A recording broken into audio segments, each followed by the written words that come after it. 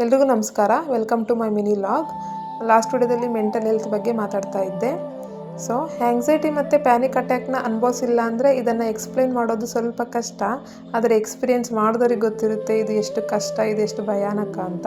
ಇದು just stress ಅಷ್ಟೇ ಅಲ್ಲ, ಕೆಲವೊಮ್ಮೆ ಏನೂ ರೀಸನ್ ಇಲ್ಲದೆ ಅಲಾರಾಮ್ ಹೊಡೆದಂಗೆ ಬಂದುಬಿಡುತ್ತೆ ಪ್ಯಾನಿಕ್ ಅಟ್ಯಾಕ್ ಸಿಮ್ಟಮ್ಸ್ ಬಾಡಿಲಿ. ಸಿಮ್ಟಮ್ಸ್ ಅಂತೂ ತುಂಬ ಹಾರಿಬಲ್.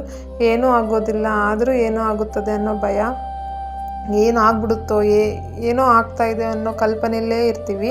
ಸೊ ಈಗಲೂ ಹೇಳ್ತಾ ಇದ್ದೀನಿ, ಈ ಥರ ಎಕ್ಸ್ಪೀರಿಯೆನ್ಸ್ ಮಾಡ್ತಾ ಇದ್ದೀರಾ ಅಂದರೆ ನೀವು ಒಬ್ಬರಲ್ಲ, ಸೀರಿಯಸ್ಲಿ ಒಬ್ಬರಲ್ಲ, ನಿಮ್ಮಂತೆ ನಮ್ಮಂತೆ ಲಕ್ಷಾಂತರ ಜನ ಇದ್ದಾರೆ.